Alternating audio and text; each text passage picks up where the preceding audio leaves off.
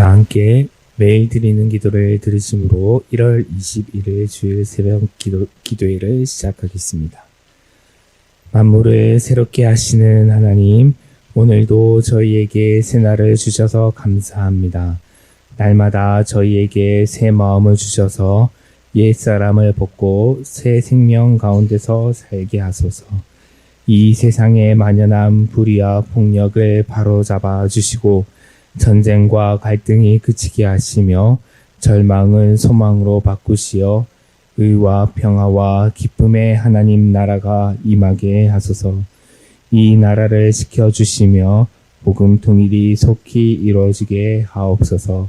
교회와 가정에서 믿음의 대가 잘 이어지게 하시고 성령님의 인도하심에 따라서 저희 교회의 5대 본질인 예배와 교육과 선교, 성도의 교제와 봉사에 힘쓰게 하옵소서.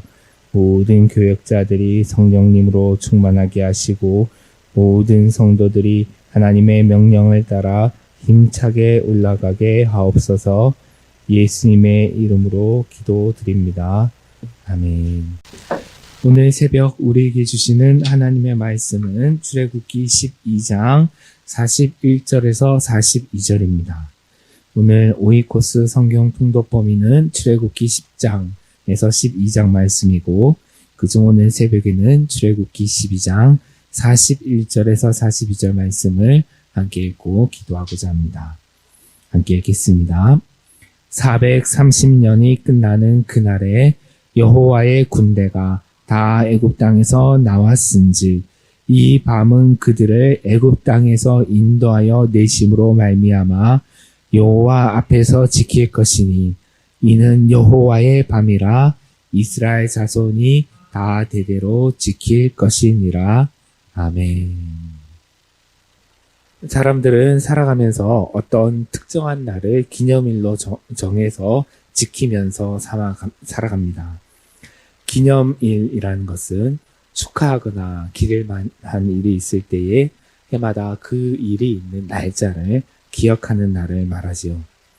여러분께는 특별한 기념일이 있으신지요? 기념일 중에는 생일이나 결혼 기념일 그리고 돌아가신 가족의 기일과 같이 개인이나 가족이 함께 정해서 지키는 날도 있고 또한 명절이나 국경일과 같이 사회적으로 함께 지키는 날도 있습니다. 이스라엘 민족에게도 그들만의 아주 매우 특별한 기념일이 있었는데요. 그중 하나가 바로 오늘 본문에 나오는 이집트에서 벗어난 날, 곧 6월절입니다. 이스라엘은 잘 아시듯이 야곱의 이름입니다. 창세기 32장에서 야곱이 천사와 얍봉나루에서 밤새도록 씨름하여서 받아낸 이름이 이스라엘입니다. 그러므로 이스라엘 자손이란 곧 야곱의 자손을 말합니다. 앞서 창세기 46장에서 읽은 것과 같이 야곱은 극심한 기근 가운데서 요셉의 초청을 받아서 자신의 모든 가족들과 소유를 이끌고 이집트로 내려갔습니다. 그것은 생존을 위한 어쩔 수 없는 선택이었지요. 하나님께서도 브엘세바에서 야곱에게 나타나셔서 애굽으로 내려가기를 두려워하지 말라. 내가 거기서 너가 큰 민족을 이루게 하겠고 너와 함께 내려갔다가 너와 함께 너를 이끌고 다시 올라오겠다라고 그렇게 약속하셨습니다. 사실 이러한 약속은 하나님께서 야곱에게 처음 하신 것은 아닙니다. 야곱의 할아버지인 아브라함에게도 이미 그와 같은 약속을 하신 바가 있지요. 창세기 15장 13절에서 14절 말씀을 제가 읽어드리겠습니다. 여호와께서 아브라함에게 이르시되 너는 반드시 알라. 내 자손이 이방에서 객이 되어 그들을 섬기겠고 그들은 400년 동안 내 자손을 괴롭히리니 그들이 섬기는 나라를 내가 징벌할지며 그 후에 내 자손이 큰 재물을 이끌고 나오리라. 여기서 하나님은 이집트라고 특정하여 말씀하시지는 않았지만은 아브라함에게 그의 자손이 이방에서 나그네가 되어서 그곳에서 괴롭힘을 받게 될 것을 분명하게 말씀하셨습니다. 그러나 그것이 끝이 아니라 하나님께서 그 나라를 징벌하심으로 그들이 큰 재물을 이끌고 나오게 될 것이다 라고 약속하셨습니다. 그리고 그 약속대로 이스라엘 자손들은 그들이 이집트로 내려가서 거주한 지 430년이 끝나는 날에 그날 밤 이스라엘 자손들이 모두 이집트 땅에서 나왔습니다. 어른과 아이는 물론이고 그들의 양과 소도 함께 이집트를 빠져나왔습니다. 떡을 구울 반죽을 발효시킬 틈도 없어서 옷과 재물만 챙겨서 밤에 황급하게 떠나왔습니다. 그리고 하나님께서 아브라함에게 약속하신 대로 큰 재물을 가지고 나왔습니다. 출애굽기 12장 35절과 36절에는 이렇게 기록되어 있습니다. 이스라엘 자손이 모세의 말대로 하여 애굽 사람에게 은금 패물과 의복을 구하매 여호와께서 애굽 사람들에게 이스라엘 백성들에게 은혜를 있게 하사 그들이 구하는 대로 주게 하심으로 그들이 애굽 사람의 물품을 취하였더라. 이때 취하다라고 번역이 된 히브리어는 약탈하다, 빼앗다 이런 뜻을 가지고 있는 동사입니다. 이것은 이스라엘 자손이 폭력을 사용해서 이집트 사람들의 제목을 부당하게 빼앗았다라는 말은 아닙니다. 지난 400년 동안 그들이 이집트 사람들의 노예가 되어서 노역을 하며 제대로 받지 못한 그 대가를 정당하게 요구하여서 되찾아온 것이다 라고 이해할 수가 있겠습니다. 이처럼 하나님께서 아브라함과 요셉에게 약속하신 대로 이스라엘 자손들은 모두 이집트에서 빠져나왔습니다. 이것은 그들의 힘과 노력으로 쟁취한 해방이 아니었습니다. 하나님께서 그들의 부르짖음을 들으시고 그들에게 모세를 보내셔서 그들을 인도하여 내신 구원 사건이었죠. 그래서 그들이 이집트에서 나온 밤은 오늘 본문 출애굽기 12장 42절에서 선언하고 있는 것처럼 여호와의 밤이었으며 그들이 대대로 기념하여서 지킬 날이었습니다. 이것이 이스라엘의 가장 큰 명절인 유월절입니다. 이 유월절에 대한 규례가 출애굽기 12장 21절 이하에 기록되어 있습니다. 이것은 하나님께서 이집트에 내리시는 10번째 재앙, 장자의 죽음이 임하기 전에 모세가 이스라엘의 장로들을 불러서 당부하는 내용인데 이날 밤 행하는 일들이 규례가 되어서 자손 대대로 영원히 지키라라는 그러한 명령이 여기에 담겨져 있습니다. 출애굽기 12장 21절에서 27절까지 여러분 함께 찾아서 교독하도록 하겠습니다. 제가 먼저 읽겠습니다. 모세가 이스라엘 모든 장로를 불러서 그들에게 이르되 너희는 나가서 너희의 가족대로 어린 양을 택하여 유월절 양으로 잡고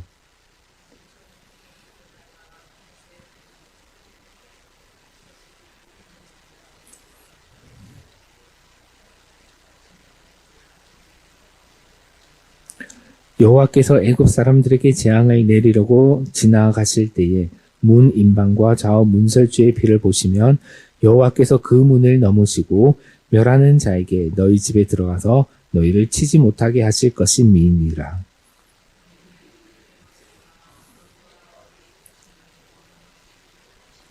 너희는 여호와께서 허락하신 대로 너희에게 주시는 땅에 이를 때에 이 예식을 지킬 것이라.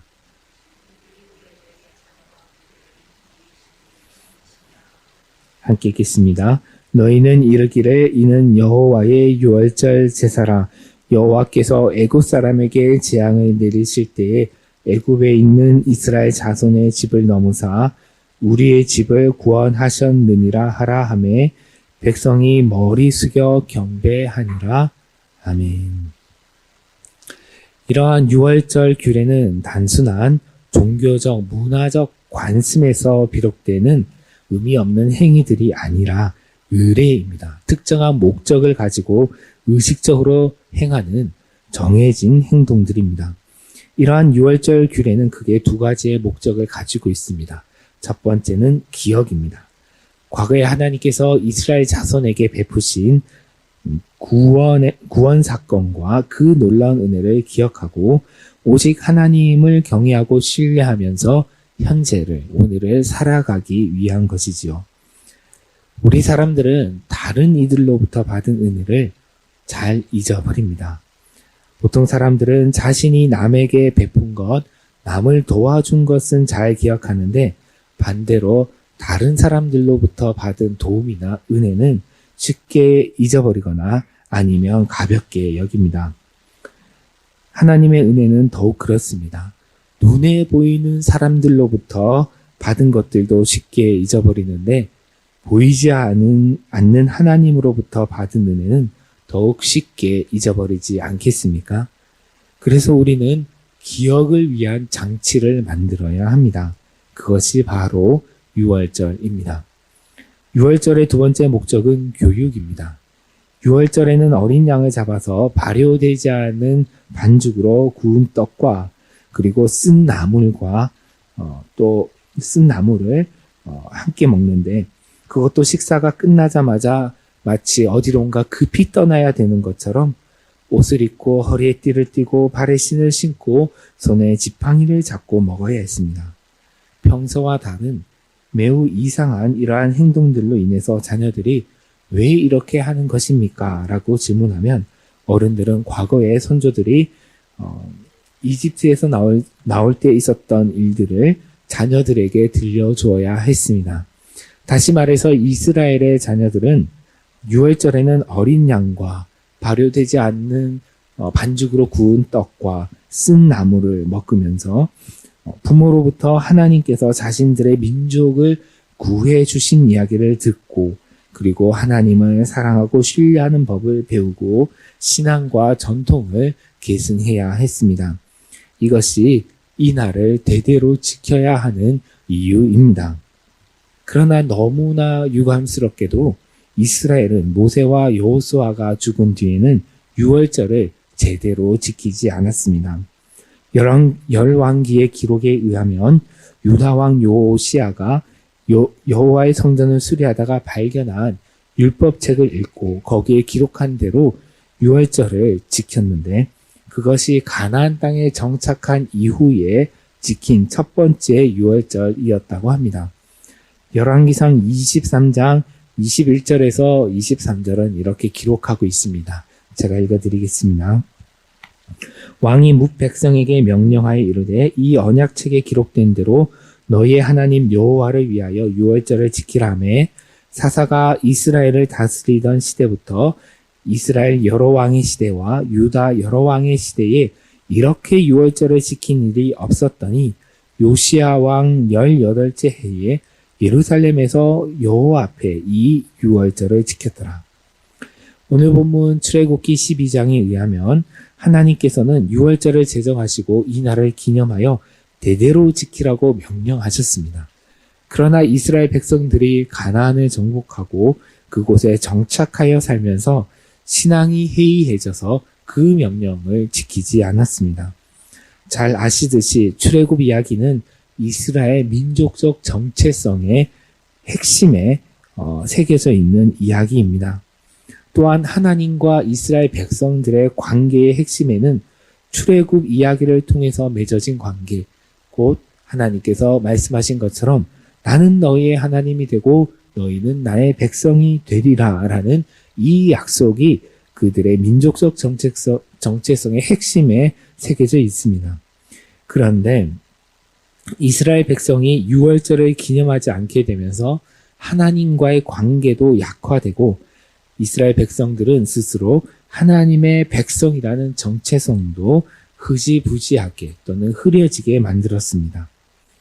그리하여 요시야 왕의 개혁은 바로 하나님을 예배하는 성전을 수리하는 것과 더불어서 유월절을 다시 기념하는 일로 이루어졌습니다.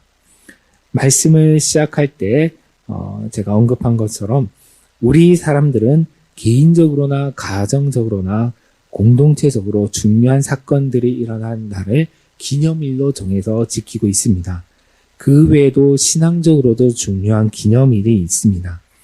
물론 개인적으로 나와 우리 가족이 처음 교회에 등록한 날, 그리고 세례를 받은 날, 또는 어떤 중요한 아주 깊은 영적 체험을 한 날, 이런 날들을 기념일로 정해서 지킬 수도 있지만은 그것보다 더 우선적인 것은 우리 신앙 공동체가 함께 지키는 기념일입니다.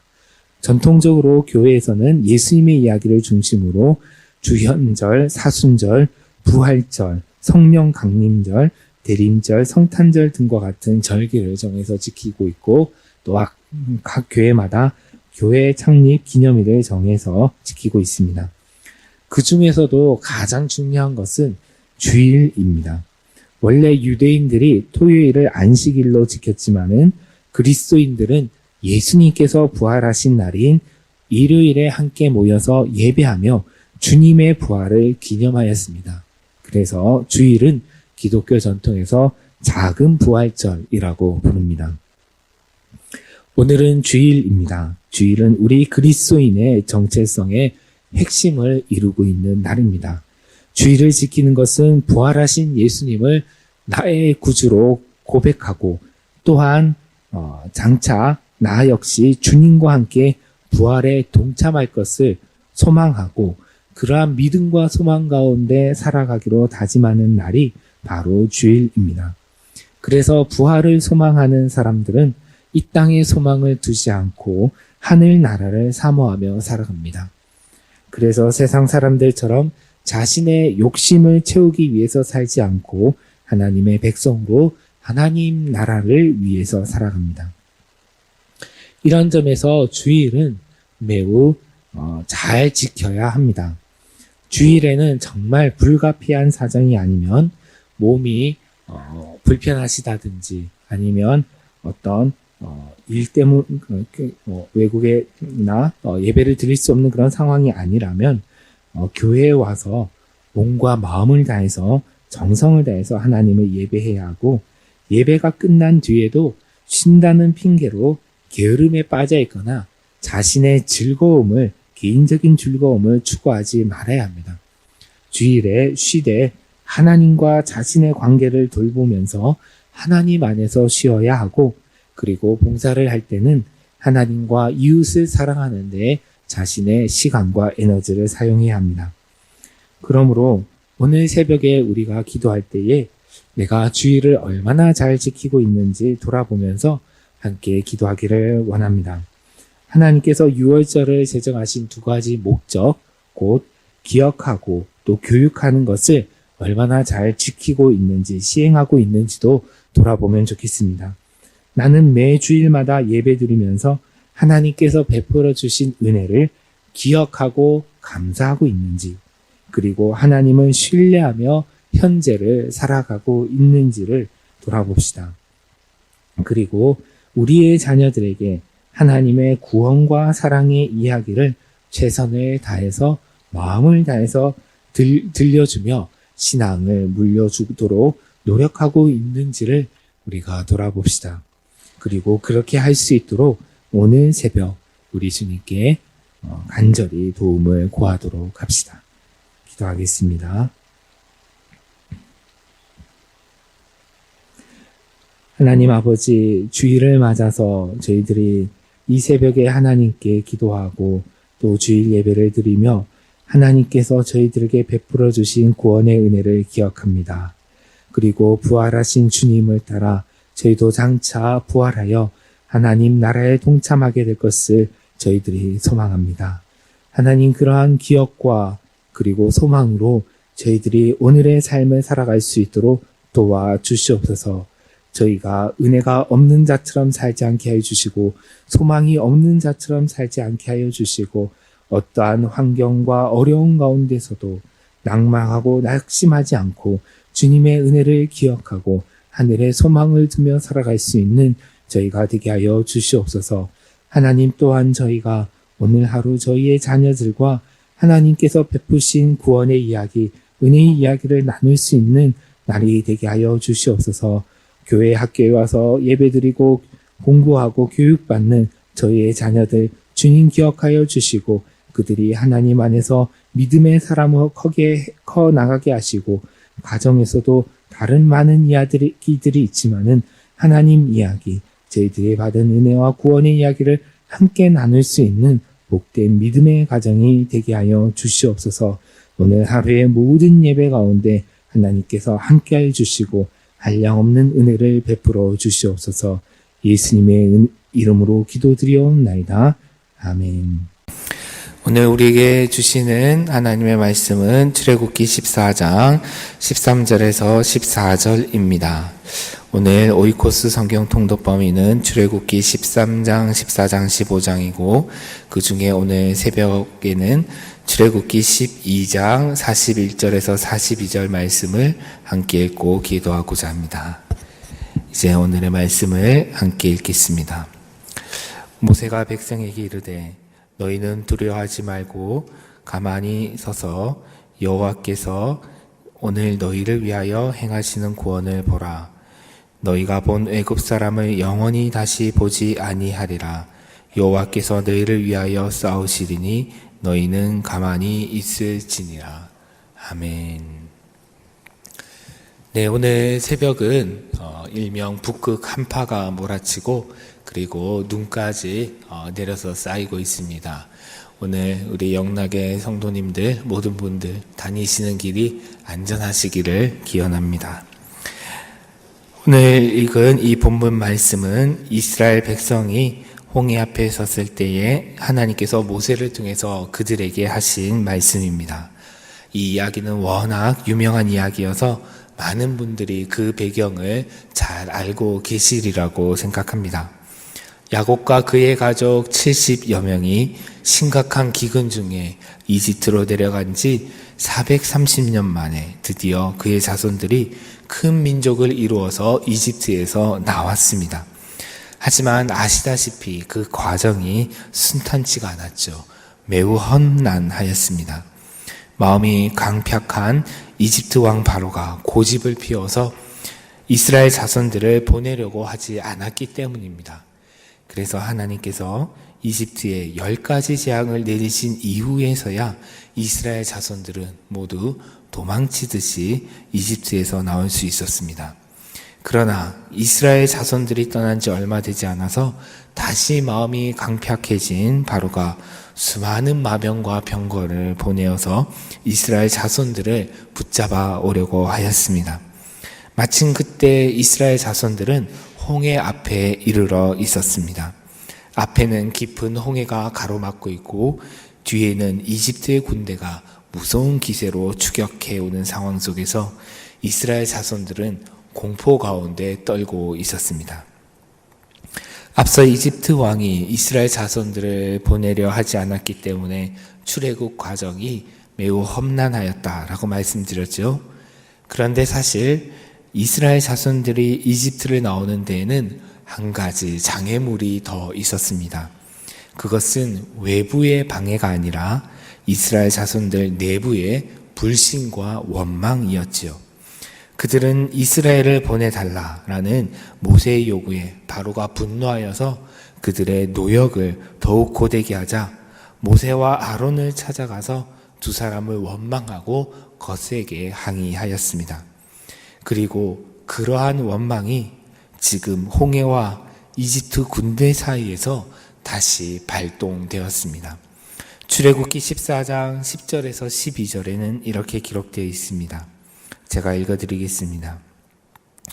바로가 가까이 올 때에 이스라엘 자손이 눈을 들어본즉 애굽 사람들이 자기들 뒤에 이른지라 이스라엘 자손이 심히 두려워하여 여호와께 부르짖고 그들이 또 모세에게 이르되 애굽에 매장지가 없어서 당신이 우리를 이끌어내어 이 광야에서 죽게 하느냐 어찌하여 당신이 우리를 애굽에서 이끌어내어 우리에게 이같이 하느냐 우리가 애굽에서 당신에게 이런 말이 이것이 아니냐 이르기를 우리를 내버려 두라 우리가 애굽 사람을 섬길 것이라 하지 아니하더냐 애굽 사람을 섬기는 것이 광야에서 죽는 것보다 낫겠노라. 여러분, 이러한 이스라엘 자손들의 모습이 어떻게 보이십니까? 아마 한심하게 느껴지시는 분들이 많으실 것이라 생각합니다.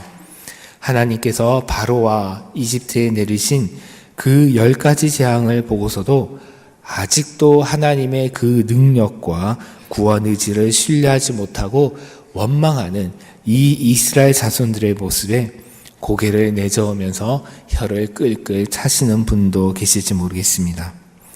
그러나 만약 내가 홍해와 이집트 군대 사이에 있는 이스라엘 자손들이었다면 어린 자식들과 짐승들까지도 자신의 모든 가족과 소유를 이끌고 그 가운데 서 있는 이스라엘 사람들 중에 한 사람이었다면 어떠했을까요? 저를 포함해서 많은 분들이 내가 만약 그곳에 있었다면 나는 그들과 확실히 다르게 반응했을 것이다 라고 자신 있게 말하기는 어려울 것이다 라고 생각합니다.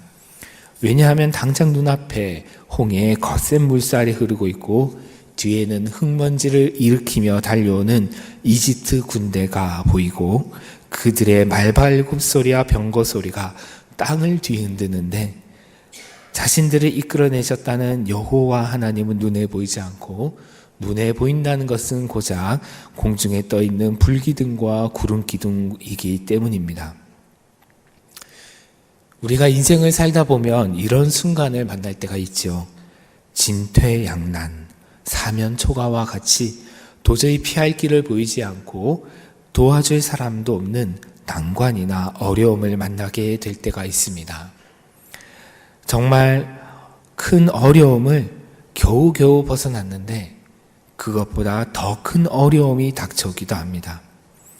이런 때 어떤 이들은 이스라엘 자손들과 같이 하나님을 원망하거나 두려움으로 격렬하게 부르짖기도 하지만은 또 어떤 이들은 삶의 모든 희망과 의지를 잃고 패배감과 무기력감 속에서 살아가기도 합니다. 또는 절망하여 스스로 세상을 등지기도 합니다. 이러한 상황에 처하게 될 때 우리는 홍해 앞에서 모세가 이스라엘 백성에게 한 말을 기억할 필요가 있습니다. 오늘 본문 출애굽기 14장 13절과 14절을 다시 읽어보겠습니다. 모세가 백성에게 이르되 너희는 두려워하지 말고 가만히 서서 여호와께서 오늘 너희를 위하여 행하시는 구원을 보라. 너희가 오늘 본 애굽 사람을 영원히 다시 보지 아니하리라. 여호와께서 너희를 위하여 싸우시리니 너희는 가만히 있을지니라. 모세가 백성들에게 이 말을 한 것은 하나님께서 그에게 말씀하시기 이전입니다. 바로 뒤에 이어지는 15절에서 18절 말씀을 보면 하나님께서 모세의 부르짖음을 들으시고 응답하여 이스라엘 백성을 구원하시고 하나님의 하나님 되심을 나타내 보이시겠다라고 말씀하시지만은 모세는 하나님으로부터 그러한 말씀을, 그러한 약속과 명령을 듣기 전에 이스라엘 자손들을 향하여서 너희는 두려워하지 말고 가만히 서서 오늘 하나님께서 너희를 위하여 행하시는 구원을 보라고 선포합니다. 그러면 모세는 도대체 무슨 근거로 그렇게 말했던 것일까요? 그것은 아마도 모세에게는 지금까지의 경험을 토대로 하나님께서 그렇게 행하실 것이다 라는 확신이 있었기 때문일 것입니다. 지금까지 10가지의 재앙을 통해서 이스라엘 자손들을 이집트에서 이끌어내신 하나님께서 이번에도 그 구원의 손길을 내밀어 그들을 건져내실 것이다 라는 확신을 가지고 있었습니다. 사실 지금까지 출애굽의 모든 과정에서 이스라엘 자손들이 스스로 한 것은 아무것도 없었습니다. 그들이 힘을 모아서 바로와 맞선 적도 없고 그들이 지혜를 모아서 전략을 짜는 것도 없습니다. 하나님께서 나일 강물을 피로 만드시던 첫 번째 재앙부터 이집트의 모든 장자들을 죽이신 마지막 재앙에 이르기까지 그들은 오직 하나님께서 모세를 통하여 행하신 일들을 바라보기만 하였지요. 마찬가지로 이번에도 그럴 것입니다. 하나님께서 일하시고 그들은 바라봄으로써 자신들의 힘으로 구원을 쟁취하는 것이 아니라 오직 하나님의 능력과 선하심으로 하나님의 은혜로 자신들이 구원을 얻게 되는 것임을 그들은 똑똑히 목도하게 될 것입니다. 그래서 모세는 살기등등한 이집트의 군대가 맹렬하게 추격해 오는 것을 보고서도 두려워하지 않고 확신 있게 선포했습니다. 너희는 두려워하지 말라. 가만히 서서 여호와께서 오늘 위하여 행하시는 구원을 보라. 여호와께서 너희를 위하여 싸우시리니 너희는 가만히 있을지니라. 그러므로 우리도 사면초가 진퇴양난과 같이 어려움에 처할 때에 지금까지 우리가 살아온 인생과 그 가운데서 경험한 하나님의 구원의 역사를 되돌이켜 볼 필요가 있습니다. 지금까지 여러분의 인생 가운데 하나님은 여러분을 어떻게 구원해 오셨습니까? 하나님께서 10가지 재앙을 통해서 이스라엘 자손들을 바로의 손에서 구원하신 것처럼, 건져내신 것처럼 내가 스스로 아무것도 할 수 없는 역경과 위기 가운데서 하나님의 도우심으로 인해서 벗어난 적이 있으실 것입니다. 그렇다면 우리는 그 하나님께서 나를 현재의 어려움에서, 그리고 장차 그 어떤 역경을 만나더라도 그 환난에서 구해 주실 것을 우리는 확신할 수 있습니다. 다만 우리가 믿음을 잃지 않고 온전히 하나님을 신뢰한다면 말입니다. 그러할 때 우리는 어찌할 바를 몰라 발을 동동 구르거나 조바심을 내지 않고 가만히 서서 하나님의 일하심을 기다릴 수가 있습니다. 가만히 있는다는 것은 이전에는 하나님을 90% 또는 95% 신뢰하였지만은 나머지 10%, 5%는 자신의 힘과 노력으로 또는 다른 인맥이나 어떤 다른 사람의 도움으로 해결하려고 아등바등 거렸다면, 이제는 100% 온전히 하나님을 신뢰함으로 자신의 부질없는 노력과 시도를 그치고 오로지 하나님의 일하심을 기다리는 것을 말합니다. 그러나 이때 가만히 서 있는다는 것은 두려움으로 얼어붙어서 꼼짝하지 못하는 것과는 큰 차이가 있습니다. 하나님에 대한 확신으로 가만히 서서 주님을 바라는 사람은 하나님께서 명령하실 때는 언제든지 발걸음을 옮길 수 있는 준비가 되어 있습니다. 그래서 하나님께서 밤새 바람으로, 동풍으로 바다의 물이 갈라져서 양쪽에 벽으로 쌓이게 하시고 그 사이에 마른 땅이 나타나게 하신 뒤에 모세가 하나님의 명령대로 이스라엘 자손들에게 앞으로 나아가라 하였을 때에 그들은 두려움 없이 물로 이루어진 벽 사이에 바닷길로 걸어 들어갔습니다. 그리하여 그들은 모두 마른 땅을 건너 지나갔죠. 오늘 이 말씀을 통해서 하나님은 나에게 무엇을 말씀하십니까? 우리가 기억할 것은 뒤에서는 이집트의 군대가 추격해 오고 있고 앞에는 큰 바다가 가로막혀 있어 우리 눈에 아무런 길도 보이지 않는 매우 다급하고 절망적인 상황이라 할지라도 그 순간에도 하나님께서는 우리를 위하여 싸우시고 계시다라는 사실입니다.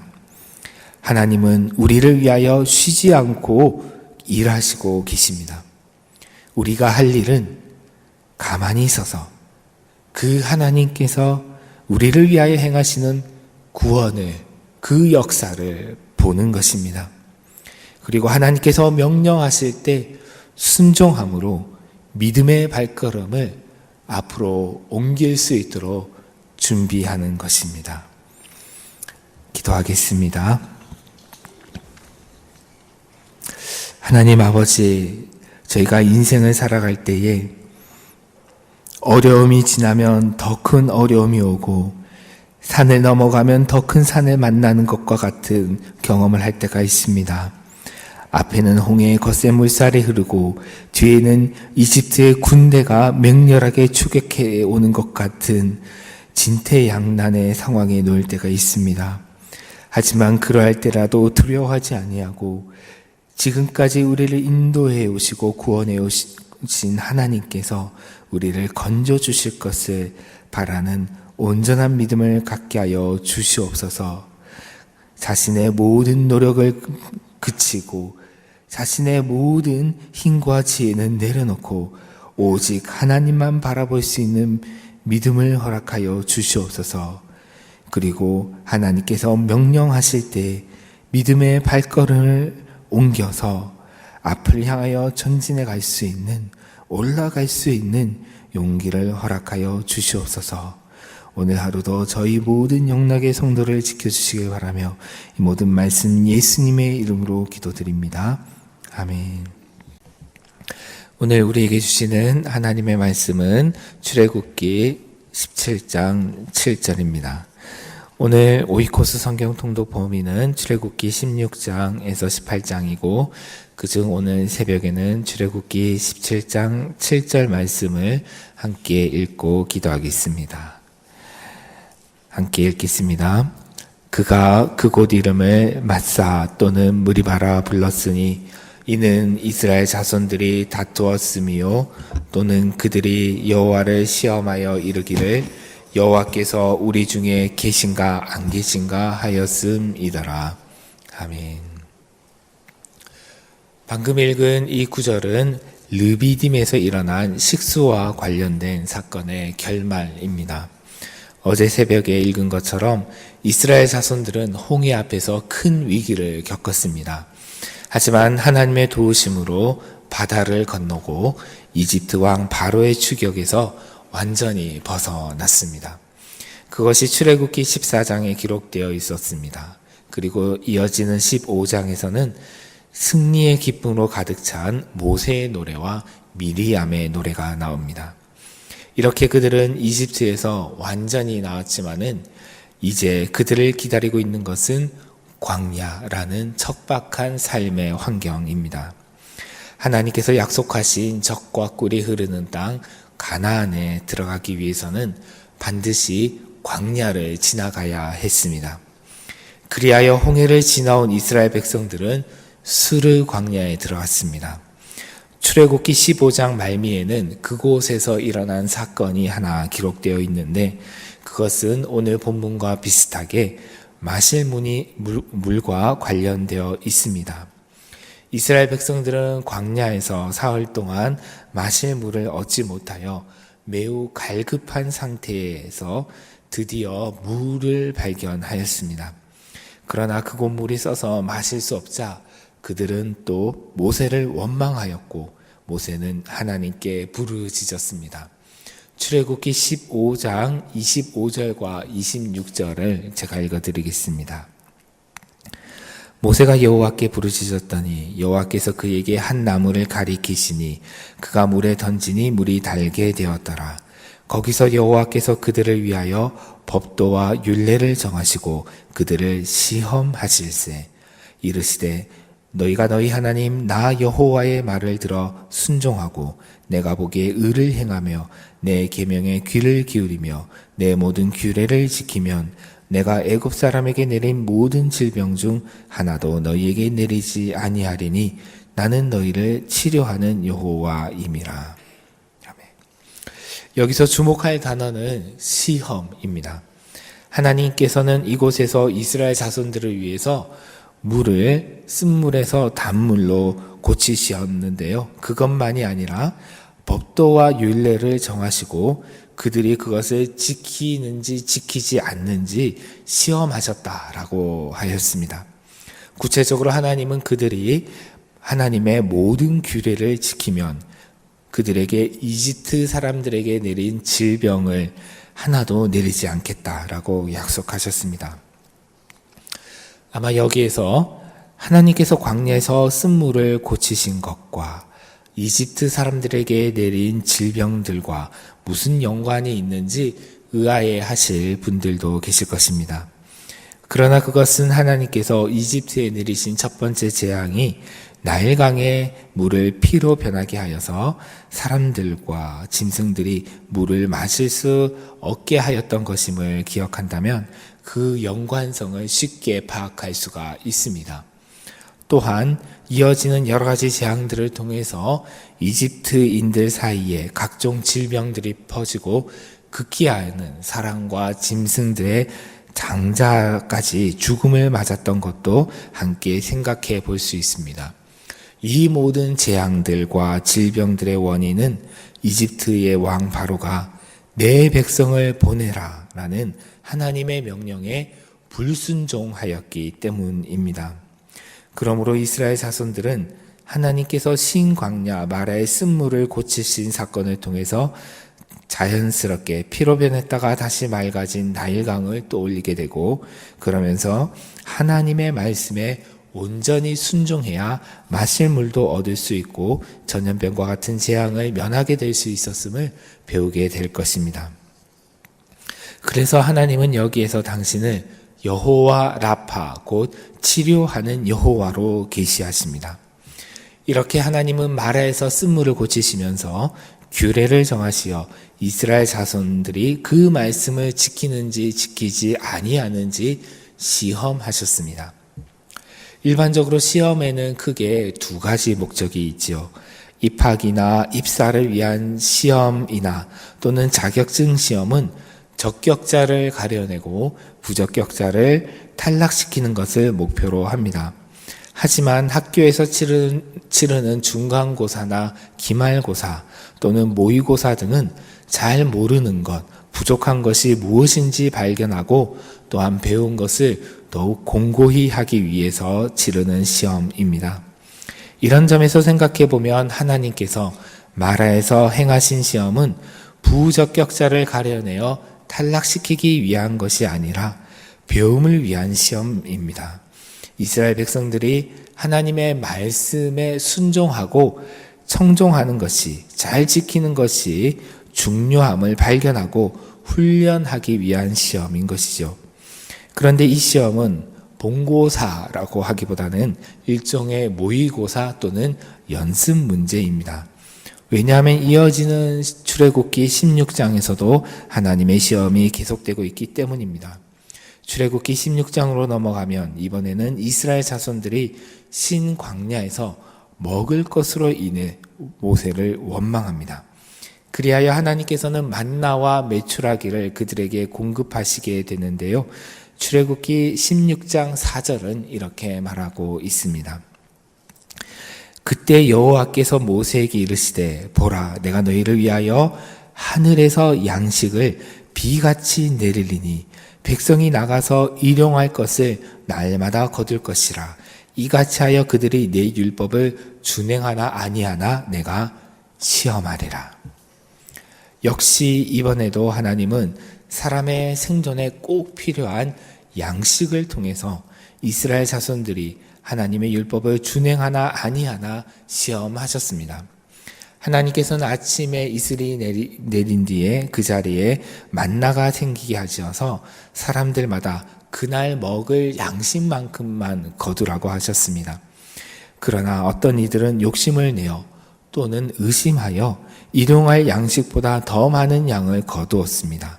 그렇게 보관하였다가 다음 날 거기에서 벌레가 생기고 냄새가 나게 되어 질책을 받았지요. 어떻게 보면 이스라엘 백성이 출애굽한 것은 하나님의 프로젝트이니 이집트를 벗어난 이후의 여정은 완벽해야 한다라고 생각할 수도 있습니다. 양식과 물 등의 필수품이 부족함 없이 제때 공급되고 안전이 보장되는 것, 그것이 하나님의 능력을, 하나님의 현존을 증명하는 것이다 라고 생각할 수도 있습니다. 그러나 실제로는 그러하지 않았습니다. 하나님은 이러한 실험들을 통해서 이스라엘 자손들이 하나님의 명령과 규례를 지키는 하나님의 백성으로 온전히 성장하도록 훈련시켜 나갔습니다. 그런데 오늘 본문인 출애굽기 17장에 가면 다른 종류의 시험이 나옵니다. 이번에는 하나님이 아니라 이스라엘 자손들이 시험의 주체로 나서서 하나님을 시험합니다. 그들이 신광야 르비딤에 이르렀을 때에 그들은 다시 마실 물이 없어서 생존의 위기에 직면하게 됩니다. 그런데 앞선 여러 번의 시험에도 불구하고 그들의 성적이 별로 오르지 않은 것 같습니다. 그들은 이번에도 모세에게 나아가 그와 다투었습니다. 여기에서 다투다라고 번역된 히브리어는 길거리에서 시비가 붙어서 다투다 이 정도가 아니라 주로 법정에서 사법적으로 다투는 것을 말할 때에 사용되는 용어입니다. 그들은 모세에게 엄중하게 항의하고 그를 조목조목 비판하였습니다. 그런데 그들은 모세와 다투기만 한 것이 아니라 이번에는 시험을 하였습니다. 그 시험의 내용은 하나님께서 우리 가운데 계신가 안 계신가 였습니다. 만약 하나님께서 우리 가운데 계시다면 마실 물이 없어서 목말라 죽어가는 것과 같은 이러한 상황이 일어나지 않을 것이다 라고 생각하였습니다. 다시 말해 그들은 마실 물이 없기 때문에 하나님께서 우리 가운데 계시지 않는 것 같아 라고 생각하였습니다. 하지만 그들에게 당장 마실 물은 없었지만은 반대로 있는 것들도 있었지요. 그것은 바로 앞장인 출애굽기 16장에서 나온 것처럼 만나와 메추라기가 매일 아침 저녁으로 공급되고 있었고 공중에는 구름 기둥과 불 기둥이 떠 있어 일교차가 심한 광야에서 그들에게 낮에는 시원한 그늘을 제공하고 밤에는 따뜻한 열기를 제공하고 있었습니다. 그것들을 본다면 하나님께서 우리 가운데 계시다는 것을 분명히 알 수 있었겠지만은 그들은 마실 물이 없기 때문에 하나님께서 우리 가운데 안 계신 것 같다라고 의심하며 모세에게 달려가 물을 내어 놓으라고 다투었습니다. 어쩌면 그들은 만약 하나님께서 우리 가운데 계시다면 당장 마실 물을 내어 놓으라, 그래서 증명하라 라고 요구했을지도 모르겠습니다. 여러분 어떻습니까? 이러한 이스라엘 자손들의 모습에서 우리의 모습이 보이지는 않습니까? 하나님께서 베풀어 주신 선물들이 우리 상 가운데 가득한데 우리는 당장 결핍된 것으로 인해 의심하고 원망합니다. 하나님께서 나와 함께 계시지 않는 것 같아. 하나님께서 나를 사랑하시지 않는 것 같아. 하나님께서 나를 돕지 않고 방관하시는 것 같아 라고 생각합니다. 그러나 하나님께서는 물이나 음식과 같이 필수적인 것의 결핍을 통해서 이스라엘 자손들의 믿음과 순종을 시험하셨던 것을 기억한다면 현재 내 삶에서 그러한 것들의 결핍이 하나님이 나와 함께 계시지 않는다는 증거가 아니라 반대로 하나님께서 나와 함께 계시며 나의 믿음을 시험하신다라는 증거로 받아들여야 할 것입니다. 시험하시되 우리를 탈락시키기 위해서가 아니라 우리를 더욱 성장시키시고 하나님과 더욱 친밀한 관계로 이끄시기 위해서, 그리고 이 땅에서 하나님의 영광을 나타내는 하나님의 백성으로 삼으시기 위한 그런 시험 말입니다. 기도하겠습니다. 치료하시는 하나님, 저희는 중요한 것이 결핍될 때, 바라는 것을 얻지 못할 때 하나님의 현존과 선하심을 의심하고 원망합니다. 이러한 저희의 믿음 없음을, 어리석음을 치료하여 주시옵소서. 그리하여 저희를 성장시키기 위한 하나님의 시험들을 통해서 영적으로 더욱 성장하며 하나님과 더욱 가까워지고 이 세상에서 하나님의 영광을 나타내는 하나님의 백성으로, 하나님의 자녀로 삼아 주시옵소서. 오늘도 시험 가운데 있는 모든 영락의 성도들을 붙들어 주시고 한파 가운데서도 모든 영락의 성도들을 지켜주시길 바라며 예수님의 이름으로 기도드립니다. 아멘. 오늘 하나님께서 우리에게 주시는 말씀은 출애굽기 19장 18절에서 19절입니다. 오늘 오이코스 성경 통독 범위는 출애굽기 19장과 20장, 21장이고 그중 오늘 새벽에는 출애굽기 19장 18절과 19절 말씀을 함께 읽고 기도하겠습니다. 함께 읽으시겠습니다. 시내산에 연기가 자욱하니 여호와께서 불 가운데서 거기 강림하심이라. 그 연기가 옹기 가마 연기같이 떠오르고 온 산이 크게 진동하며 나팔 소리가 점점 커질 때에 모세가 말한즉 하나님이 음성으로 대답하시더라. 아멘. 출애굽기 19장부터 마지막 40장까지에는 시내산에서 있었던 일들이 기록되어 있습니다. 출애굽기 19장 1절에 의하면 이스라엘 자손들은 이집트에서 나온 이후 세 번째 달 초하루에 시내 광야에 도착했습니다. 그들이 이집트를 떠난 날이 첫째 달 14일이었으므로 이집트를 떠난 지 약 7주 만에 시내산에 도착한 것입니다. 그리고 다음에 둘째 달 20일까지 거의 1년 가까이 시내산에 머무르게 됩니다.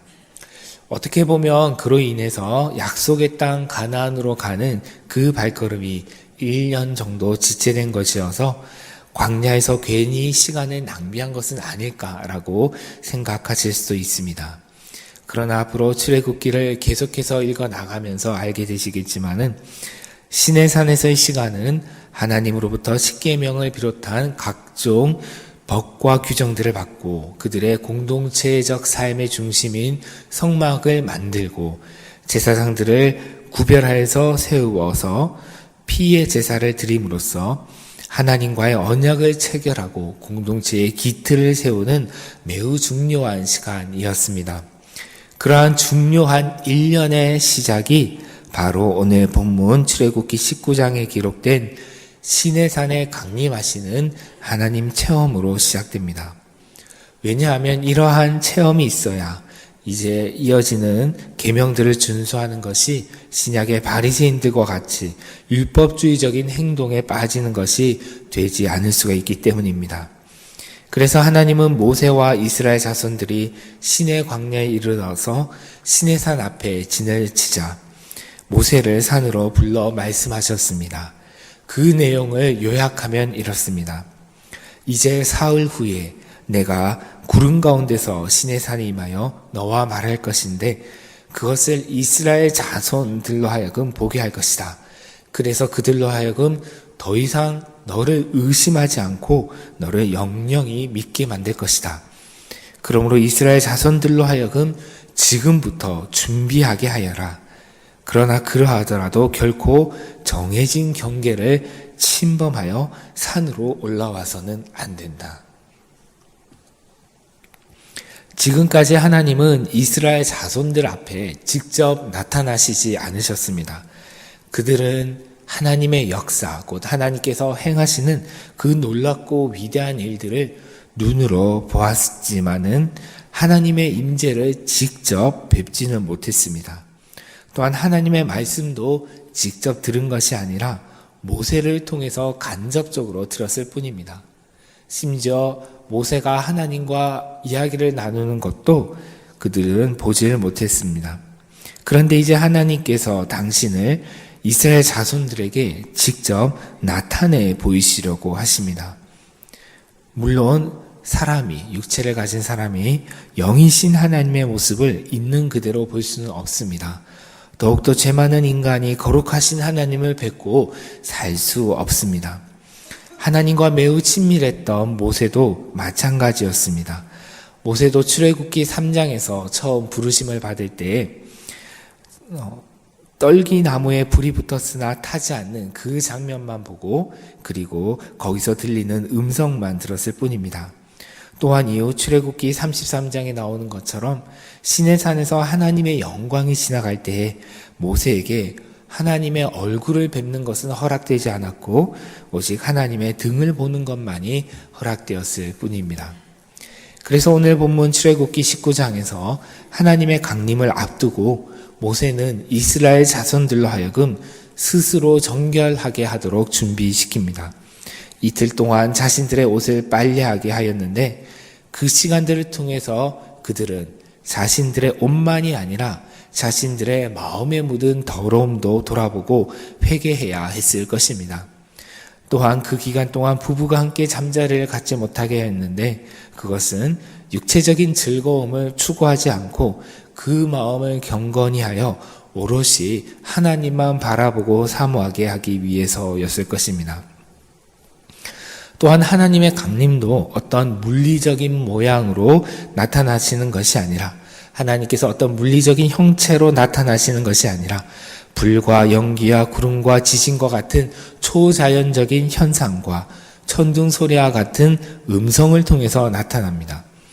그러나 그것만 해도 이스라엘 자손들에게는 확실히 하나님께서 시내산에 강림하시고 말씀하셨다는 것을 인식하고도 남을 만한 체험이었습니다. 그 모습이 출애굽기 19장 16절에서 19절에 기록되어 있습니다. 제가 다시 한번 읽겠습니다. 셋째 날 아침에 우레와 번개와 빽빽한 구름이 산 위에 있고 나팔 소리가 매우 크게 들리니 진중에 있는 모든 백성이 다 떨더라. 모세가 하나님을 맞으려고 백성을 거느리고 진에서 나오매 그들이 상기슭에 서 있는데 시내산에 연기가 자욱하니 여호와께서 불 가운데서 거기 강림하심이라. 그 연기가 옹기가마 연기같이 떠오르고 온 산이 크게 진동하며 나팔 소리가 점점 커질 때에 모세가 말한즉 하나님이 음성으로 대답하시더라. 하나님께서 예고하신 날이 되자 아침부터 우레와 번개와 빽빽한 구름이 시내산 위에 나타났고 마치 옹기가마나 용광로에서 연기가 나오는 것처럼 산에 연기가 가득했습니다. 또한 어디선가 알 수 없는 나팔 소리가 크게 들렸고 온 산이 크게 진동하였습니다. 이스라엘 자손들은 모두 상기슭에 서서 그 광경을 눈으로 직접 보고 그리고 소리를 귀로 들었으며 진동을 온몸으로 느끼며 두려워하였습니다. 그때 모세가 하나님께 말씀을 드렸고 하나님께서 음성으로 알아들을 수 있는 음성으로 대답하셨습니다. 이것은 정말 놀라운 체험이었죠. 그런데 여기서 주목할 것은 이스라엘 자손들의 위치입니다. 그들은 상기슭, 곧 구름과 불과 연기의 바깥쪽에 서서 이 광경을 보았습니다. 하나님께서 구름과 불과 연기 속에서 시내산에 강림하셨는데 그들은 그 속으로 직접 들어가 하나님을 체험한 것이 아니라 외부에서 그 광경을 구경하였을 뿐입니다. 그도 그럴 것이 그들은 정해진 경계를 넘어서 산 위로 올라가면 사람이나 짐승을 막론하고 모두 죽임을 당할 것이라는 경고를 받았습니다. 호기심이나 잘못된 종교적 열정으로 하나님의 허락 없이 올라가서는 안 되었습니다. 그 구름을 넘어 하나님의 임재 속으로 부름받은 사람은 오직 모세 한 사람이었습니다. 나중에 출애굽기 24장에 가면 모세 외에도 제사장인 아론과 나답과 아비후와 그리고 이스라엘의 장로 70명도 부름을 받아 시내산에 올라가 하나님을 뵙고 그 앞에서 음식을 먹고 마시기도 하지만은 이렇게 하나님의 임재 속으로는 아무나 들어갈 수가 없었습니다. 이렇게 구약에서 하나님과의 직접적인 만남은 모세나 그를 잇는 선지자들 그리고 예외적으로 거룩하게 구별된 제사장들과 같은 소수의 사람들에게만 허락이 되었습니다. 구약의 이 사건과 비교할 만한 신약의 사건이 있는데 그것은 오순절 성령 강림 사건입니다. 앞서 제가 이스라엘 자손들이 시내 광야에 도착한 때가 이집트를 출발한 지 7주라고 말씀드린 것을 기억하실 것입니다. 유대 전통에서는 이스라엘이 이집트를 떠난 날을 유월절로 지키고 그로부터 7주가 지나서 시내 광야에 도착한 날을 77절로 지킵니다. 일주일이 7일이므로 7일이 7번 반복되었다 하여 77절이라 부릅니다. 원래 히브리어 원어는 제50일이라는 뜻이어서 신약에서는 그리스어로 번역된 구약성경의 그 전통을 따라서 오순절이라고 부릅니다. 마침 이때가 보리를 추수하는 시기여서 맥추절이라고도 부르지만은 본래 유대교에서 이 77절은 이스라엘 자손이 시내 광야에 도착해서 시내산에서 하나님과 언약을 맺은 것을 기념하는 절기입니다. 그래서 오늘 본문 출애굽기 19장에서 하나님께서 불 가운데 시내산에 강림하셔서 계명을 주신 것과 사도행전 2장에서 오순절날 마가 요한의 다락방에 모인 제자들에게 불의 혀 같은 모양으로 성령께서 임하신 것을 연관시켜 볼 수가 있습니다. 출애굽기 19장에서는 다른 모든 사람들은 상기슭에 머물고 모세만 불과 구름 속으로 들어가 시내산에 오를 수 있었지만은 사도행전 2장에서는 마가 요한의 다락방에 모인 120여 명의 성도들 모두에게 성령이 임하였습니다. 그러므로 시내산의 비유를 사용하여 말하면 오순절 성령 강림 사건 이후로는 이제는 우리 모두가 산 기슭에 머무르지 않고 구름 속으로 담대히 나아가 하나님을 직접적으로 체험할 수가 있습니다. 하나님에 대해서 감정적으로 듣기만 하는 것이 아니라 또는 하나님의 말씀을 다른 사람을 통해서 전해 듣기만 하는 것이 아니라 모세와 제사장들과 70인의 장로들과 같이 구름 너머 시내산의 정상에 올라가 직접 하나님을 뵙고 먹고 마실 수 있습니다. 곧 하나님과 교제할 수가 있습니다. 올해 우리 교회 표어가 영락이여 올라가라인데 하나님께서 우리를 불과 구름 속 시내산으로 초대하고 계십니다. 하나님께서 초대하시되 위임 목사님과 교역자분들과 장로님들만 초대하시는 것이 아니라 우리 영락교회 모든 성도님들이 시내산으로 올라오도록 부르십니다. 이를 위해 우리는 준비해야 합니다. 시내산 앞에서 이스라엘 자손들이 자신을 정결케 한 것처럼 우리도 우리 스스로를 정결케 하고 우리의 죄를 돌아보고 성찰하고 회개해야 하며 하나님만을 사모해야 합니다. 마가 요한 다락방에 모인 이들이 기도에 힘쓴 것처럼 기도에 온전히 힘써야 합니다. 지름길은 없습니다. 날마다 오이콧을 통해 말씀을 묵상하고 기도하며 매일매일 한 걸음씩 시내산 정상을 향하여 발걸음을 옮기며 올라가야 합니다. 구름을 지나서 시내산에 오르는 것에 관해서는 영성가들이 남긴 가르침들이 많지만은 오늘은 시간 관계상 생략을 합니다. 다만 마지막으로 모세와 제사장들과 70인의 장로들이 시내산에서 체험한 바를 기록해둔 부분을 읽어드리고자 합니다. 불과 구름 너머의 세계가 어떠한지 그 기록을 통해서 우리는 조금이나마 짐작해 볼 수가 있습니다. 출애굽기 24장 9절에서 11절 말씀입니다. 출애굽기 24장 9절에서 11절, 이제 성경이 있으신 분 함께 찾아서 읽겠습니다. 모세와 아론과 나답과 아비후와 이스라엘 장로 70인이 올라가서 이스라엘의 하나님을 보니 그 발 아래는 청옥을 편 듯하고 하늘같이 청명하더라. 하나님이 이스라엘 자손들의 존귀한 자들에게 손을 대지 아니하셨고 그들은 하나님을 뵙고 먹고 마셨더라. 아멘. 기도하겠습니다. 하나님 아버지, 저희를 맑고 고요하고 아름답고 평화로우며 즐거운 하나님과의 만남으로 초대해 주셔서 감사합니다. 저희들의 마음에 하나님을 향한 열망이 타오르게 하셔서 세상적인 즐거움을 버리고 자신을 정결케 하여 신의 산을 오르게 하여 주옵소서. 저희를 하나님의 임재 가운데 하나님의 현존 그 깊은 곳으로 이끄시어 하나님을 뵙고 교제하는 은총을 허락하여 주시옵소서. 올 한 해 저희가 하나님 향한 그 믿음의 여정을 담대히 걸어가게 하여 주옵소서. 주님, 한파가 계속되는 이 추위 가운데서도 오늘도 연약한 이들을 지켜주시기 바라며 이 모든 말씀 예수님의 이름으로 기도드리옵나이다. 아멘. 오늘 하나님께서 우리에게 주시는 말씀은 출애굽기 22장 21절에서 22절 말씀입니다. 오늘 오이코스 성경 통독 범위는 출애굽기 22장, 23장, 24장이고 그중 오늘 새벽에는 출애굽기 22장 21절과 22절 말씀을 함께 읽고 기도하고자 합니다. 오늘의 말씀을 함께 읽겠습니다. 너는 이방 나그네를 압제하지 말며 그들을 학대하지 말라.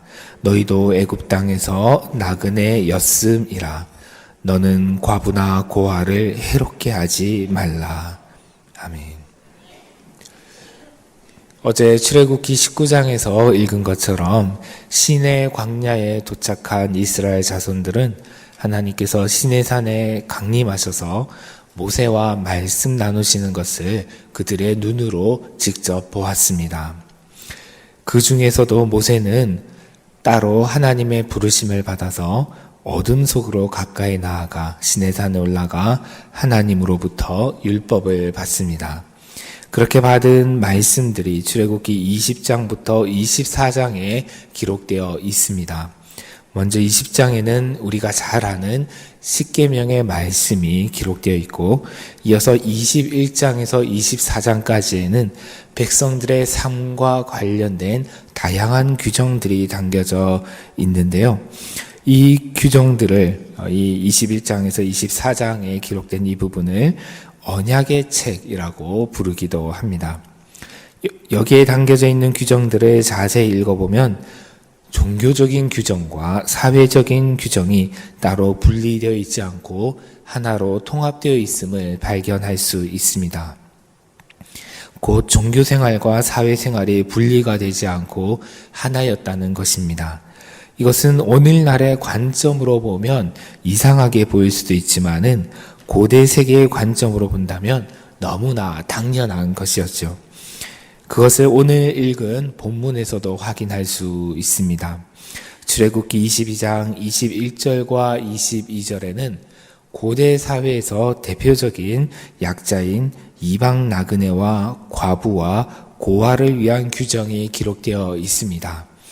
이방 나그네와 과부와 고아를 나 몰라라 하지 않고 책임감을 가지고 돌보아 주라 라는 이 계명은 성경의 여러 부분에서 발견할 수 있는 것은 물론이고 함무라비 법전을 비롯한 고대 중동의 여러 법전이나 계율집에도 나옵니다. 그런데 성경에 기록된 사회적 약자에 대한 규정들이 여타 다른 민족이나 국가의 문서들에 나오는 규정들과 구별되는 특이한 점들이 있습니다. 먼저 성경 이외의 문서들에서는 구체적으로 언급되어 있지 않는 이방 나그네를 학대하지 말라는 규정이 나온다라는 점입니다. 그것은 이스라엘이 과거 이집트에서 이방 나그네가 되었던 독특한 민족적 경험과 관련이 있습니다. 조금 전에 읽은 것처럼 21절에서 하나님은 이방 나그네를 압제하지 말고 학대하지 말고 돌보라라고 명령하시면서 그 이유를 너희도 애굽에서 나그네가 되었기 때문이다라고 설명하십니다. 너희도 이집트에서 이방 나그네로서 많은 고생을 하고 학대를 당하고 서름을 겪었으니 현재 너희 가운데 있는 다른 이방 나그네들을 압제하거나 학대하지 말라라는 그런 말씀입니다. 우리 속담에 개구리 올챙이적 모른다라는 그런 말이 있죠. 이것은 형편이나 사정이 전에 비해서 나아진 사람이 지난날에 미천하거나 어려운 때의 일을 기억하지 아니하고 처음부터 잘난 듯이 뽐내는 것을 비유적으로 이르는 표현입니다. 이것이 보통 사람들의 습성입니다. 사람이 특별히 악하지 않다 할지라도 대부분의 사람들은 형편이 좋아지면 지난날에 어려웠던 시절을 잊어버리고 어려운 사람들을 생각하지 못하고 자신의 관점에서 자신만 생각하며 살아가기 마련입니다. 그래서 하나님께서는 이스라엘 자손들에게 너희도 이집트에 있을 때에는 올챙이였으니 지금 개구리가 되었다고 해서 올챙이들을 압제하거나 학대하지 말라라고 분명하게 말씀하고 계시는 것입니다. 이방 나그네를 보호하라라는 이 규정은 또한 손님을 환대하라라는 규정과도 맞닿아 있습니다. 창세기 18장에서 아브라함도 광야에서 자신에게 찾아온 나그네들을 환대하였는데 그들이 천사들이었죠. 또한 신약 마태복음 25장에서 예수님께서도 헐벗고 목마르고 줄인 사람들, 나그네들을 영접하고 돌보아 주라라고 가르치고 계십니다. 더 나아가 예수님께서는 지극히 작은 자 한 사람에게 한 것이 곧 내게 한 것이고 지극히 작은 자 하나에게 하지 아니한 것이 곧 내게 하지 아니한 것이다 라고 말씀하시면서 사회적 약자들과 예수님 자신을 동일시하고 계십니다. 비슷하게 오늘 본문 출애굽기 22장에서도 하나님께서는 당신께서 친히 사회적 약자들의 보호자가 되시어서 그들을 학대하는 이들에게 되갚아 줄 것이다 라고 선언하고 계십니다. 조금 전에 읽었던 부분의 그 다음 절인 출애굽기 22장 23절과 24절 말씀을 함께 읽어보겠습니다. 내가 만일 그들을 해롭게 함으로 그들이 내게 부르짖으면 내가 반드시 그 부르짖음을 들으리라. 나의 노가 맹렬함으로 내가 칼로 너희를 죽이리니 너희의 아내는 과부가 되고 너희 자녀는 고아가 되리라. 함무라비 법전과 우르남무 법전 등 고대 근동의 문서들을 살펴보면 왕들은 가난한 자와 과부와 고아의 권리를 보호하는 것을 지혜로운 통치자의 역할 중 하나로 간주하고 있음을 알 수가 있습니다. 그런데 성경에서는 거기에서 한 걸음 더 나아갑니다. 사회적 약자들을 돌보는 것을 왕의 역할로 보는 관점에서 더 나아가서 신이신 하나님께서 그들의 보호자가 되어서 그들의 권리를 지키신다라고 선언하고 있습니다. 이런 점에서 이방 나그네와 과부와 고아를 억압하거나 학대하지 말라는 규정은 성경에서 제사나 절기와 같은 종교적인 규정들, 하나님과의 관계에 대한 규정들, 이러한 규정들의 주변부에 있는 부가적인 규정이 아니라 종교 생활이 사회생활과 분리되어서는 안 되는, 분리되지 않는 하나님의 백성들의 삶에 그 중심부에 놓여 있는 핵심 규정이다라고 말할 수가 있습니다. 다시 말해서 이것은 지키면 좋고 안 지키면 그전 조금 약간 유감스러운 그런 규정이 아니라 하나님을 경외하는 백성으로서 반드시 지켜야 하는 그런 규정입니다. 사회적 약자에 대한 규정은 이어지는 출애굽기 22장 25절에서 27절에도 기록이 되어 있는데 여기서는 특별히 가난한 자를 배려할 것을 명령하고 있습니다. 제가 읽어보겠습니다. 내가 만일 너와 함께한 내 백성 중에서 가난한 자에게 돈을 꾸어주면 너는 그에게 채권자같이 하지 말며 이자를 받지 말 것이며 내가 만일 이웃의 돈을 전당 잡거든 해가 지기 전에 그에게 돌려보내라. 그것이 유일한 옷이라. 그것이 그의 알몸을 가릴 옷인즉 그가 무엇을 입고 자겠느냐. 그가 내게 부르짖으면 내게 들리리니 나는 자비로운 자임이니라. 이외에도 성경에는 가난한 자를 배려하고 돌보라는 명령들이 여러 곳에 나타납니다.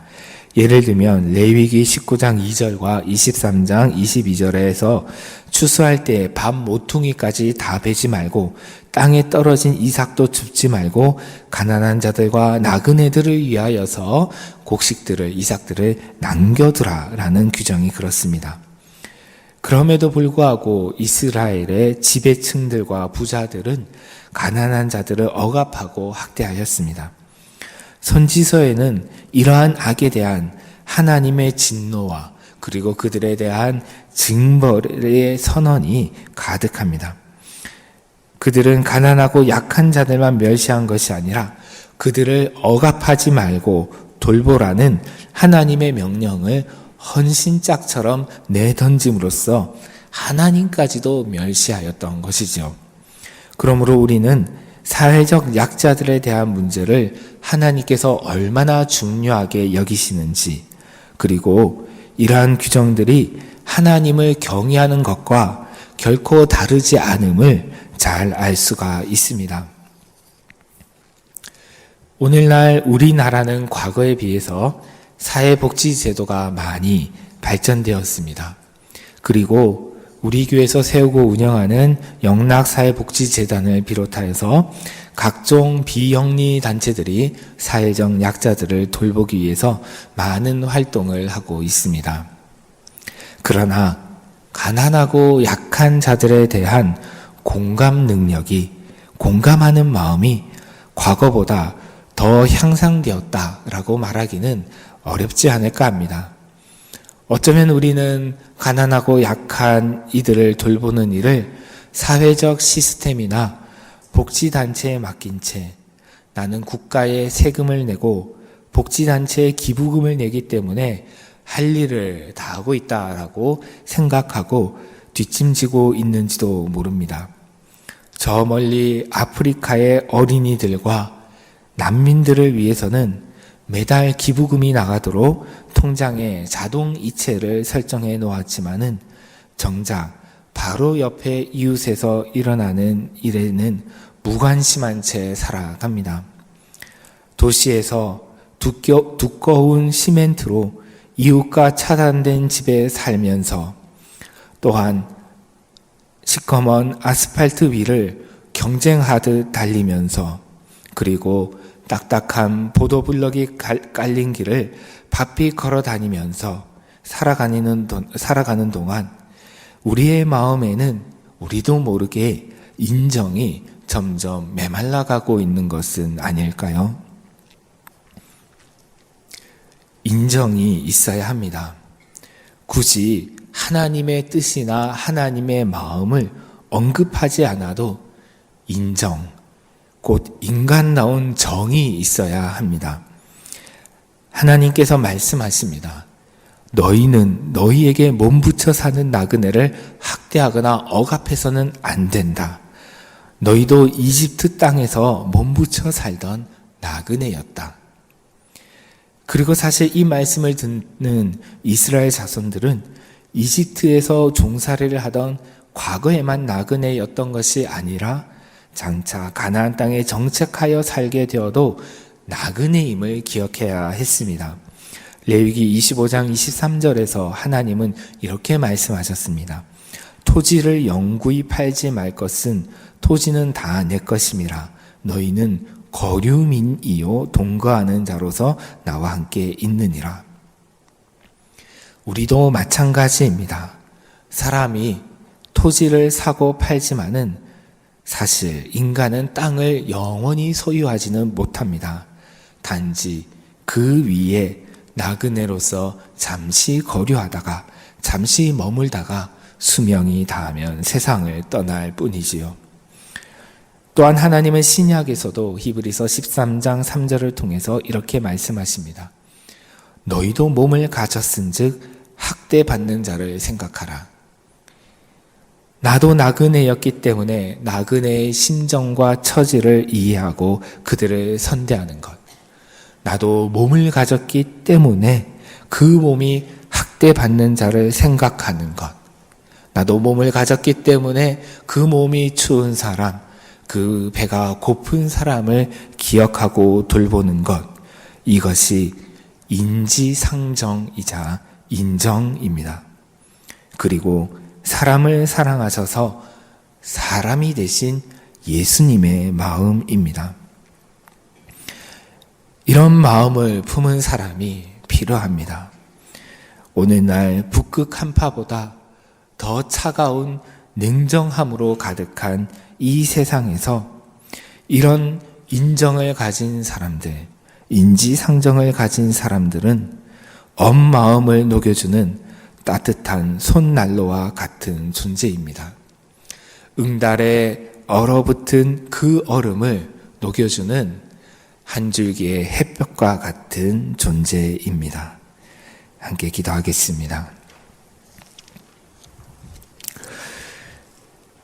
하나님 아버지, 사람을 사랑하여 사람이 되신 예수님처럼 따뜻한 마음을 품은 인정이 가득한 존재가 되게 하여 주시옵소서. 그리하여 가난하고 약하고 배고프고 춥고 소외된 이들을 나 자신과 같이 여기고 그들의 고통과 처지에 깊이 공감하며 그들을 배려하고 돕고 돌보는 참된 하나님의 사람으로 살아가게 저희들을 빚어 주시옵소서. 예수님의 이름으로 기도드립니다. 아멘. 오늘 우리에게 주시는 하나님의 말씀은 출애굽기 25장 21절에서 22절 말씀입니다. 오늘 오이코스 성경 통독 범위는 출애굽기 25장, 26장, 27장이고 그중 오늘 새벽에는 출애굽기 25장 21절과 22절 말씀을 함께 읽고 기도하겠습니다. 함께 읽겠습니다. 속죄소를 궤 위에 얹고 내가 내게 줄 증거판을 궤 속에 넣어라. 거기서 내가 너와 만나고 속죄소 윗 곧 증거궤 위에 있는 두 그룹 사이에서 내가 이스라엘 자손을 위하여 내게 명령할 모든 일을 내게 이르리라. 아멘. 이제 25장부터는 출애굽기의 마지막 부분이 시작됩니다. 25장부터 31장까지에는 하나님께서 모세에게 성막과 그 부속물들을 만드는 것에 대해서 지시하신 내용이 기록되어 있고 32장부터 39장까지에는 그 지시를 실행하는 과정이 기록되어 있습니다. 그리고 마지막 장인 40장에서는 모든 것을 완성하여 하나님께 봉헌한 이야기가 기록되어 있습니다. 이렇게 많은 분량을 할애해서 성막에 대해서 상세히 기술하고 있는 것은 이 성막이 이스라엘 공동체에서 얼마나 중요한 위치를 차지하고 있는가를 잘 보여주고 있습니다. 성막에서 가장 중요한 장소는 아무래도 지극히 거룩한 장소라는 뜻의 지성소가 될 것입니다. 그리고 또한 성막에서 가장 거룩한 물건은 지성소 안에 놓인 증거궤, 언약궤라고도 부르는 법궤입니다. 조금 전에 읽은 오늘 본문 말씀은 그 법궤와 그 위에 놓인 속죄소에 대한 말씀입니다. 잘 아시듯이 법궤는 하나님과 이스라엘 사이에 맺은 언약인 십계명의 두 돌판을 넣어두는 나무 상자입니다. 광야에서 자생하는 아카시아 나무, 성경에서는 조각목이라고 되어 있는데요. 이 아카시아 나무로 만들어서 순금으로 입혔는데 길이는 약 118cm 그리고 높이는 약 68cm 정도 되었습니다. 속죄소는 쉽게 말하면 이 법궤의 뚜껑입니다. 이것은 순금으로 만든 판이었고 그 위에는 그룹이라는 천사들을 양쪽 끝에서 서로를 마주보도록 이렇게 세워두었는데요. 날개를 가운데 쪽으로 향하게 해서 가운데에서 그 날개가 서로 만나게 하였습니다. 거의 만나도록 이렇게 하였습니다. 그래서 이 속죄소는 이 천사들의 날개가 속죄소를 덮고 있는 그런 모양을 하고 있었습니다. 이 속죄소는 하나님의 보좌를 떠받치는 역할을 하는 것으로 생각이 되어졌습니다. 눈에는 보이지 않지만은 하나님의 보좌가 이 궤 위에 하나님의 보좌가 있고 속죄소 위에 두 그룹이 그 하나님의 보좌를 바치고 있는 것이다 라고 생각을 하였습니다. 영이신 하나님의 보좌는 보이지 않지만은 그 보좌 아래를 두 천사들이 세워져 있는 속죄소가 떠받치고 있고 그리고 그 아래에 있는 법궤가 하나님의 발등상의 역할을 함으로써 하나님께서 실제로 그 지성소 안에 임재하고 계신 것을 상징하였습니다. 그래서 하나님께서는 오늘 본문 출애굽기 25장 22절에서 거기서 이 속죄소에서 내가 너와 만나고 속죄소 위 곧 증거궤 위에 있는 두 그룹 사이에서 내가 이스라엘 자손을 위하여 내게 명령할 모든 일을 내게 이르리라 라고 말씀하셨습니다. 여기에서 너는 모세를 말합니다. 이때 모세는 개인의 자격이 아니라 이스라엘 자손을 대표하는 자격으로 언약궤 앞에서 하나님을 만납니다. 이렇게 속죄소는 하나님께서 임재하셔서 모세와 만나시고 모세와 말씀을 나누시는 자리입니다. 그런데 이 만남의 자리인 법궤의 뚜껑의 이름이 왜 속죄소일까요? 아마 여러분께서 가지신 성경을 보면 이 속죄소에 시은자라는 난해주가 달려 있을 것입니다. 한자로 이 시은자는 베풀시, 은혜은, 자리 좌자를 사용하여서 은혜를 베푸는 자리라는 그런 뜻입니다. 히브리어로는 이 속죄소를 가포레트라고 하는데 사실 이 히브리어 원어가 뜻하는 바가 정확히 무엇인지는 불확실합니다. 그래서 영어 성경에서는 그 번역본에 따라서 단순히 덕계라고 번역하기도 하고 또는 오늘 시은자라는 그 뜻과 비슷하게 멀시 시트, 곧 자비의 자리라는 용어로 옮기기도 합니다. 아마도 이 카포레트라는 히브리어는 원래 덮는다라는 의미에서 하나님께서 이스라엘 백성의 허물과 죄를 덮으신다, 곧 용서하신다라는 의미가 파생되었기 때문에 멀시시트, 자비의 자리 또는 시은자라고 옮기는 것이 아닐까라고 추측되어집니다. 그래서 하나님께서 모세를 만나서 말씀하시는 자리인 속죄소는 자비의 자리, 은혜를 베푸는 자리입니다. 그런데 만약 이 속죄소가 없다면, 다시 말해서 언약궤를 덮는 뚜껑이 없다면 어떻게 될까요? 그러면 모세는 하나님의 언약궤 앞에 설 때에 하나님의 율법을, 십계명의 두 돌판을 바로 대면하게 됩니다.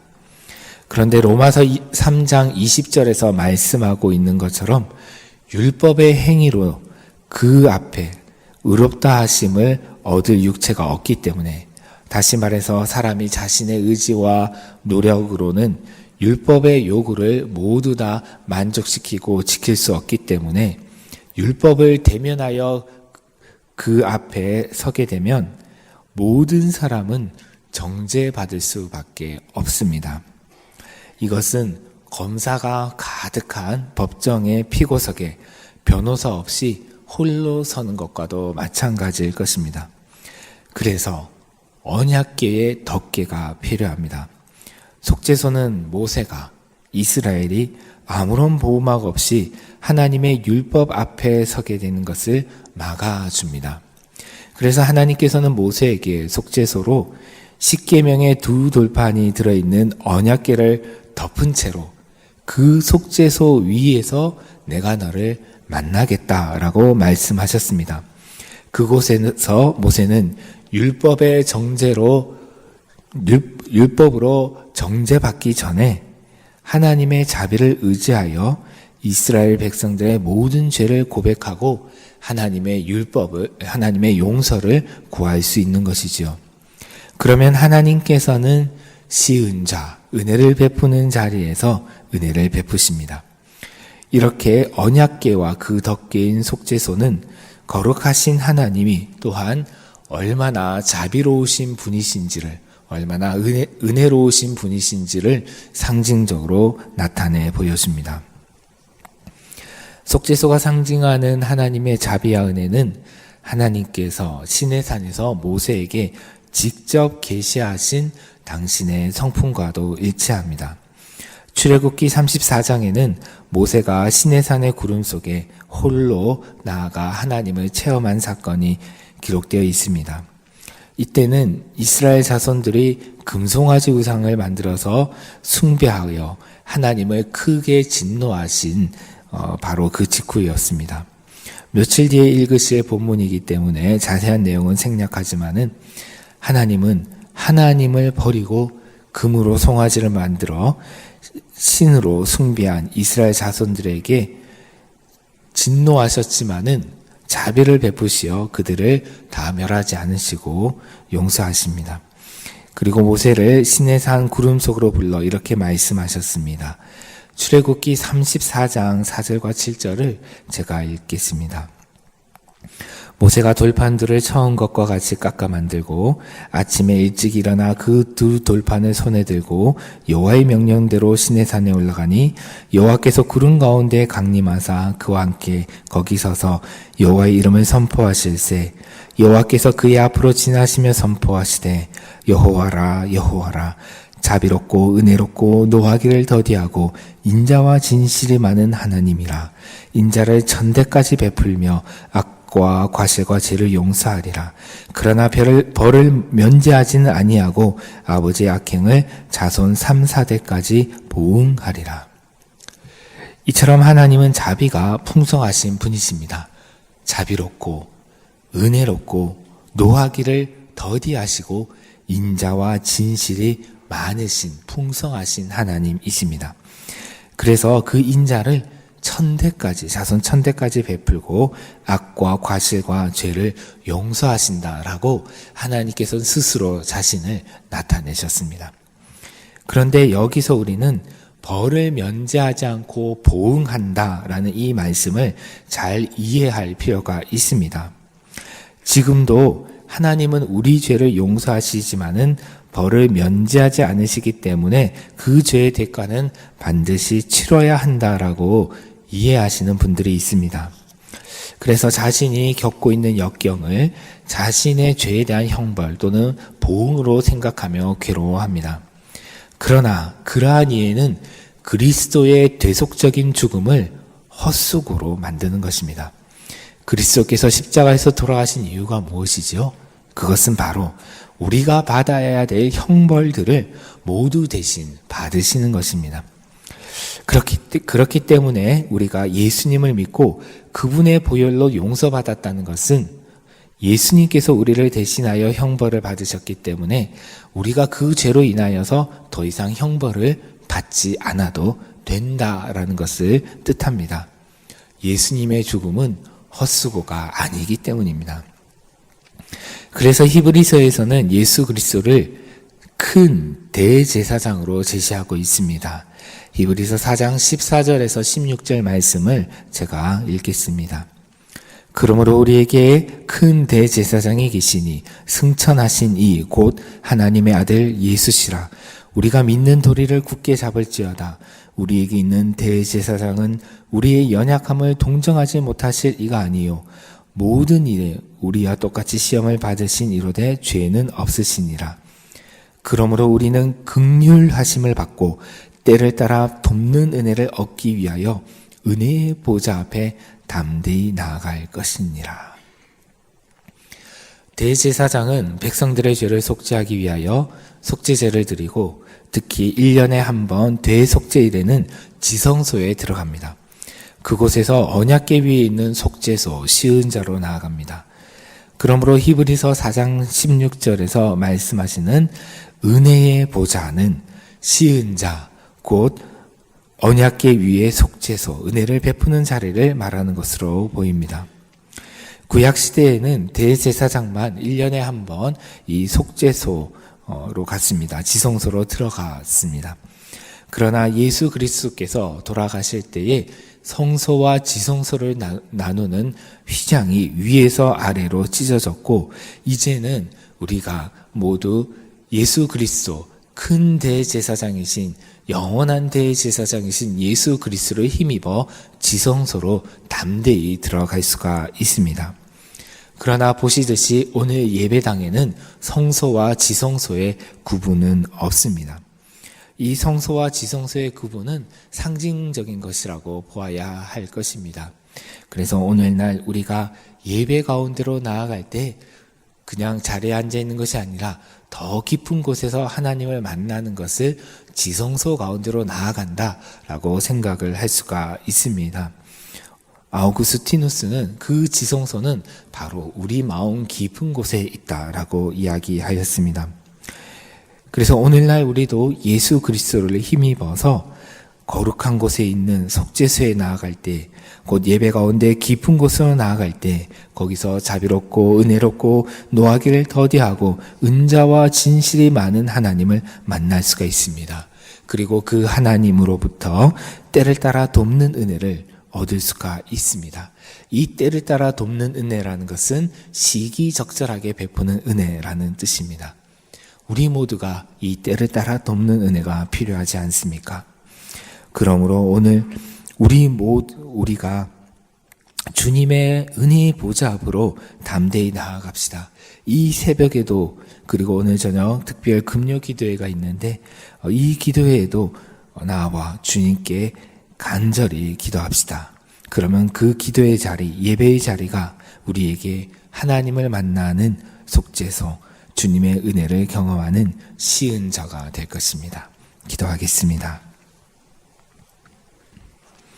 자비로우신 하나님, 저희가 두려워하지 말고 주님의 은혜의 보좌 앞으로 담대히 나아가게 하옵소서. 우리의 참된 대제사장 되신 주님을 의지합니다. 저희의 연약함을 고백하오니 용서하여 주시고 주님의 크신 은혜를 베풀어 주시옵소서. 때를 따라 돕는 은혜가 필요합니다. 저희들에게, 저희 영락의 모든 성도들에게 주님의 은혜를 베풀어 주시옵소서. 예수님의 이름으로 기도드립니다. 아멘.